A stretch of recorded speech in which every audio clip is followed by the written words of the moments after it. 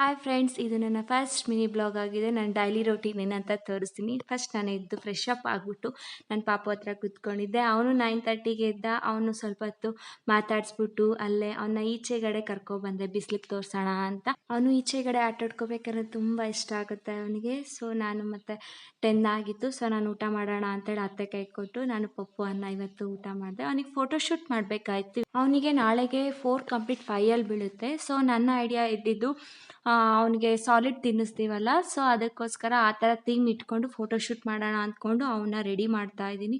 ಅವನು ಸ್ನಾನ ಮಾಡಿಸ್ಬೇಕಾದ್ರೆ ಮತ್ತು ರೆಡಿ ಆಗಬೇಕಾದ್ರೆ ತುಂಬ ಅಳ್ತಾನೆ.